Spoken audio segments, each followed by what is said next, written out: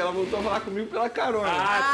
É verdade isso. Precisar se comunicar aí, só falar comigo. Tá, aí amanhã você volta a passar o recado pra ele, tá bom? Eu vou mudar o foco. Pelé ou Messi? Agora começou. Essa foi uma briga que eu tive com ele, verdade. Sim. Eu não lembrava a briga cheio que de eu tive. estresse na cabeça, me mudando. Não vem me botar em briga.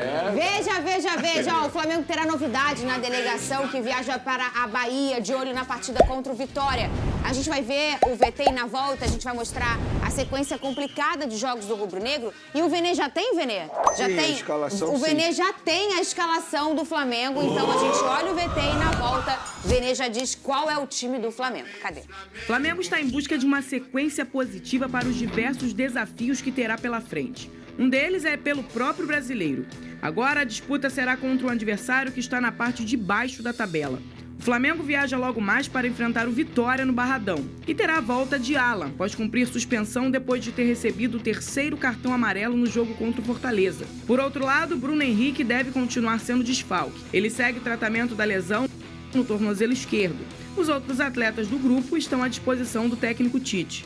O mês de agosto será de uma sequência intensa para o rubro-negro, com decisões pela Libertadores, Copa do Brasil e além de jogos difíceis no Brasileirão com adversários que estão na briga pela liderança. Que é o momento mais decisivo da temporada, né? A gente tem nos preparado muito bem. A gente passou por um momento difícil também agora na Copa América, né? Acabou perdendo bastante jogadores, mas conseguimos um bom aproveitamento. Com o elenco unido e focado, a esperança é de ter um bom desempenho em uma das sequências mais difíceis da temporada. Boa tarde, Lucas Pedrosa, Vene Casagrande, Boa você tarde. de casa, boa tarde pra você. Obrigada por deixar a gente almoçar, entrar na sua casa nesse horário tão divino que é o horário do almoço. Hashtag SBT Esportivo, assim você conversa com a gente. Vene Casagrande já tem a escalação do Flamengo? O que você tá rindo, Vene? Tem sim, não, tô lembrando da gente, da resenha. Eu vou pedir pro povo que olha só os 30 segundos do corte, olha a conversa inteira, né? O povo isso. falando que eu tô brigando com a regra, eu concordei o tempo inteiro. Inclusive, concordei 4 vezes que o pênalti foi muito bem marcado e que o jogador do Criciúma foi o cara que errou naquela questão. A gente estava debatendo aqui se a bola estava ou não atrapalhando, esse era o nosso debate. Então, assim, ainda mais a galera aí que gosta de fazer a manchete, olha, apura direitinho, olha acho que o grande conteúdo lance também, inteiro, Fernandinho, e não só um cortezinho, né? É o pessoal entender que cada um tem uma opinião. Exato. E Mas não assim, existe... o negócio é o seguinte, a questão do pênalti, ela não é uma opinião, ela é uma regra que foi cumprida. Ninguém aqui isso. discordou disso. A opinião era na interpretação se a bola atrapalhava ou não. Eu achei que atrapalhou, você achou que não atrapalhou, Pedrosa também falou que a bola naquela ocasião não atrapalhou. E eu falo sempre aqui, a opinião é igual bumbum, cada um tem o seu, graças a Deus. Isso Vem a aí. escalação do Flamengo. Vamos lá, o Tite esboçou no treino dessa terça-feira, o último antes do duelo com o Vitória. Daqui a pouco a delegação embarca para encarar o Vitória, jogo lá em Salvador, jogo muito difícil, num Barradão, um gramado terrível. Muito. E o Tite esboçou com mudanças. Rossi, Varela na lateral direita, Fabrício Bruno e Léo Pereira retornando ao time titular, Vinha na lateral esquerda.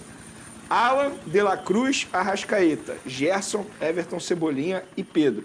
Só 2 informações importantes que o próprio Flamengo divulgou. Obviamente, o Flamengo não divulgou a escalação, isso é uma apuração nossa. Mas o Wesley, com dores musculares, não vai viajar e também o Pulgar, também com problema físico, também não vai viajar. Então, esses 2 são desfalques. Aí, teoricamente, o Alan entra no lugar do Pulgar e o Varela entra no lugar do Wesley. A mudança aí que ele está fazendo por uma questão técnica é Vinha na lateral esquerda, que eu acho extremamente correto, e Léo Pereira no lugar do Davi Luiz. Eu acho que é muito mais questão física também, porque o Davi Luiz vem de uma sequência muito grande. A dupla, então, vai ser Fabrício Bruno e o Léo Pereira. Uma dupla bem comum na temporada, Porém, né? eu queria ver o Léo Ortiz. Eu não ia consigo... perguntar isso agora, Vene. Eu O não- Léo Ortiz está indisponível, por acaso? Não, pelo Mas contrário. será porque que ele não assim- tá pensando em opção para algum momento se o Alan precisar Mas, sair? na verdade, a opção inicial tinha que ser o Léo Ortiz na vaga do Alan. O Léo Ortiz, desde que ele voltou... tá falando dos como volantes. Como volante, o Léo Ortiz, gente, desde que ele começou a jogar com a camisa do Flamengo, como volante, por conta dessa situação na Copa América, ele desempenhou infinitamente mais do que o Alan. Ele é um jogador que pode fazer aquela função tranquilamente. Eu não consigo entender. Eu gosto do Alan, acho um bom jogador. Mas a fase, o momento, a meritocracia é muito mais do Léo Ortiz do que do Alan. Não, e eu vou além. se a gente for parar e analisar, o Léo Ortiz ele não conseguiu ter uma sequência nem como zagueiro. Exato. E é um jogador que o Tite implorou para a diretoria do Flamengo trazer. E foi uma novelinha, né? Foi uma novelona. A verdade é essa, uma novela que custou caro ao Flamengo. Não foi um investimento barato. E é um jogador que não consegue ter continuidade, não consegue ter sequência com o técnico Tite. Por exemplo, eu concordo com o Pedrosa que ele poderia entrar na vaga do Alan, que ele desempenhou melhor que o Alan como volante, Sim. mesmo sendo zagueiro. E destacamos muito isso aqui. Mas até, por que não colocar também ao lado do Fabrício Bruno, já que teoricamente ele vai poupar o Davi Luiz? Ele é zagueiro e ele já jogou com o Fabrício Bruno em várias oportunidades nos tempos do Red Bull Bragantino. Então nada justifica isso. Inclusive o Tite, quando foi questionado sobre isso na última entrevista coletiva, enrolou e não respondeu. Você consegue lembrar de cabeça quantas vezes o Léo teve a oportunidade na temporada como zagueiro? Acho que com o Fabrício Bruno uma vez comentamos aqui. Sim. Né? Olha, você tem essa... eu não vou sou ser boa, né? sincero, Não tenho boa eu não memória. tenho de cabeça, mas eu chutaria que não passou de 5 oportunidades. Mas aí olha Também acho. que coisa engraçada, né? Você está falando de um zagueiro que pode ser zagueiro, e Sim. muito bem, e custou caro, e o próprio Tite queria ele, e ele tem pouca oportunidade, porque a gente está falando de um Léo Pereira que performou muito bem, teve aquela questão do Carolino, e em algum momento aí a gente viu o Léo perdendo um pouco de espaço, mas aí uma outra dupla se formando de forma titular, que não era com o Léo Ortiz, aí você precisa de um retoque rápido, e aí você exige uma versatilidade que ele entrega, e ele performa muito bem como volante, ou seja, a gente está falando de duas opções em que ele pode ser naturalmente e tranquilamente titular e ele não vai ser usado em nenhuma das duas. De fato, realmente é uma coisa que é curiosa, Lucas Pedrosa. Não, eu entendo assim, que na zaga você tem um Fabrício Bruno e Léo Pereira, que foi a zaga do Flamengo no início da temporada, que é uma zaga até muito entrosada, né, desde o ano passado. Tudo bem, eu só não consigo entender, por questão de meritocracia, em que o Léo Ortiz perde pro Alan hoje jogando como primeiro volante. Em nada. O Alan tem mais qualidade com a bola no pé. Gente, o Léo Ortiz jogando, ele parece um atleta de meio campo. Ele é um atleta que verdade. quebra passe, que consegue destruir, que consegue dar dinâmica, que tem velocidade para poder chegar ao ataque, é mais alto do que o Alan, é mais forte do que o Alan. Repito, eu acho o Alan um baita de um jogador, é muito bom jogador. Mas a fase dele não mostra em nada o motivo dele estar na frente do Léo Ortiz como primeiro volante. Eu acho que é um grande erro do Tite nessa situação, porque o Léo Ortiz já mostrou, não é só, meu Deus, tá tirando da minha cabeça. O Léo Ortiz mostrou que tem qualidade, mostrou que dá conta da função, e o Alan, nos jogos que ele vem atuando, ele não vem atuando bem. E então, se fosse eu não agora consigo contra o entender. Vitória, ele iria jogar ao lado do De La Cruz. Ou seja, ele nem teria tanta responsabilidade Verdade. de ir ao Perfeito. ataque. Ele ficaria muito mais preso como um primeiro volante. Então, poderia render muito mais do que ele rendeu como volante quando o De La Cruz não estava ao lado dele, porque ele jogou como volante nos tempos de Copa América. E o De La Cruz não estava à disposição. Poderia render muito mais. Eu concordo plenamente com o Pedrosa. Eu acho que era uma oportunidade perfeita para dar uma chance novamente ao Léo Ortiz, que desde quando chegou ao Flamengo não consegue ter uma sequência e nada explica isso. Bota na tela aqui agora a sequência do Flamengo com muitos jogos complicados. Eu acho essa frase muito jogos complicados. O calendário brasileiro é tudo muito complicado. É claro que algumas vezes é mais do que outras. Aí a gente está aí, esse jogo que é amanhã, Vitória fora, a gente já destacou aqui, o Vene já trouxe a dificuldade que é até muito gramado, né? Lá é muito complicado, principalmente se chover, piora tudo. O Atlético Goianiense no Maracanã, esse jogo, né? No dia 28 de julho. Dia 31 de julho, aí a gente já está falando de Copa do Brasil. Esse jogo primeiro em casa, contra o Palmeiras. O Flamengo decide sua vaga fora de casa, né? No Allianz Parque, provavelmente. Aí, dia 3 de agosto, contra o São Paulo, fora no Morumbi. 7/8, contra o Palmeiras novamente, já o jogo de volta lá contra o Palmeiras.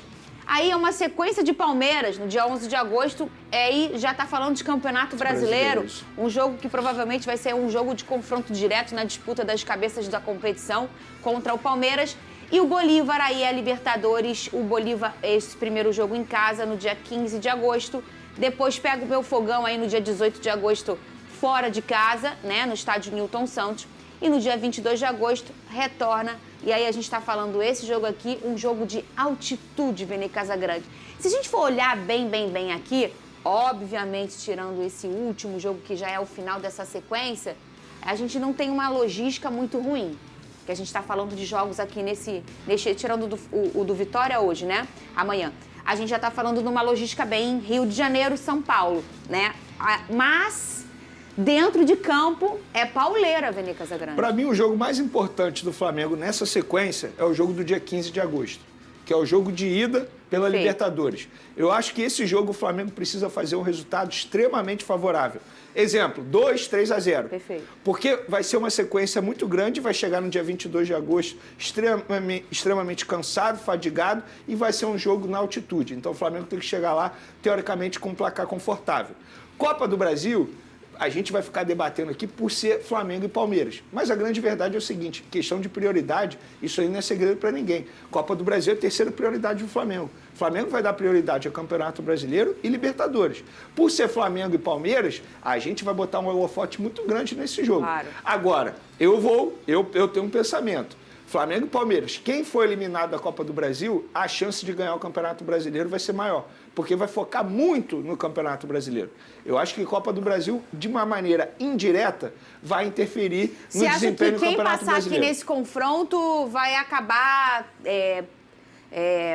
tendo mais vantagem no Campeonato Brasileiro? Quem for eliminado vai ter mais vantagem no Brasileiro. Eu acho que é isso. Eu acho que é isso. E eu não vejo nenhum problema se o Tite, por exemplo, pensar em poupar, ou melhor, rodar o elenco. Quando a gente fala poupar, é uma palavra muito forte. Sim. Aí as pessoas acham que está dando prioridade ou não está dando o devido valor à partida. Mas em um determinado momento o Tite vai ter que, entre aspas, descansar um jogador ou outro. E se for na Copa do Brasil, eu não vejo o menor problema, porque, repito, é a terceira prioridade do Flamengo. Eu lamento que ninguém faça o que o Dorival fez no próprio Flamengo em 2022, né? 2022, em que ele chega, faz retoques rápidos já na metade da temporada, escolhe um time para jogar as Copas, um time para jogar os pontos corridos, e ele performa bem dos dois lados, inclusive ganha o brasileiro, né? E a Copa do Brasil. Não, brasileiro não. Não, a Libertadores e a Copa do Brasil. Olha, Fernando, eu acho que a questão do Dorival era outra situação. O Dorival veio com uma missão de salvar a temporada do Flamengo. O Tite não pode abandonar o Campeonato Brasileiro. E o que o Dorival fez naquele momento ali foi abandonar o Campeonato Brasileiro em questão de quesito de disputar título. Claro que precisava sair, inclusive o Flamengo chegou a figurar a segunda página da tabela. Ele teve mas com o time reserva. Ele claramente falou assim, meu foco aqui em questão de título é ganhar as taças. O Tite, se ele der esse recado para a torcida do Flamengo, ele vai sofrer pressão. Inclusive, Vene, eu concordo com você que você tendo um calendário mais tranquilo, ser eliminado da Copa do Brasil é muito melhor para o seu time se preparar para o Brasileirão, mas ser eliminado para o Palmeiras pode criar uma crise grande também, principalmente da forma que foi eliminado. Então, assim, é muito sério esse confronto, tanto para um lado quanto para o outro. Você ser eliminado pelo Flamengo na Copa do Brasil, dependendo da forma como acontecer, cara, é algo que pode balançar qualquer ambiente de qualquer clube. Mas o mês de agosto para o Flamengo vai ser um mês muito desafiador, por mais que eu entenda que a logística ela seja muito mais pegada pela proximidade dos dias que o Flamengo vai jogar, e não pelas viagens em si. Vene Casagrande, a novela Claudinho, Vene. Vamos lá, só para contextualizar, lembrando que o Flamengo teve um acordo do jogador e também com o Zenit. E aí, em cima da hora, o Zenit recuou. A informação que eu tenho de uma pessoa do Flamengo é que o Claudinho ia se reunir com o Zenit para demonstrar novamente o desejo dele de retornar ao futebol brasileiro e vestir a camisa do Flamengo. Só que o Zenit mudou, eu descobri o que eles mudaram, a forma de pagamento. Eles fizeram uma exigência maior, ou seja, um pagamento menor ao Flamengo, e o Flamengo, na ocasião, falou, não, a gente combinou de uma forma, a gente quer cumprir dessa forma. Só que os russos, eles mandam, a verdade é essa. Eles têm contrato com o jogador, eles não precisam de dinheiro, muito pelo contrário, dinheiro é que não falta lá, e eles entendem o seguinte, beleza, Flamengo, se você não quiser fazer dessa forma, não será feito, porque a gente não vai liberar o jogador como a gente havia combinado. Nós recuamos, voltamos atrás, o Zenit ofereceu uma renovação de contrato ao jogador, o jogador recusou porque quer jogar no Flamengo. Agora, se vai conseguir essa liberação junto ao Zenit, a gente não sabe. Tudo depende agora do desejo dos russos. Sobe o som, DJ Careca! Exemplo, vou te dar um exemplo que eu soube ontem. O Wendel tá comendo a bola lá no Zenit. Os russos estão com medo de propostas chegarem. E sabe o que eles estão fazendo? Já negociando uma nova renovação de contrato com o volante Wendel, para não ter o risco de perder esse jogador ou ele ser seduzido por uma proposta de um outro clube da Europa. O Landim fala muito sobre esse assunto também no Charla Podcast. Um beijo para Cantarelli, Betão.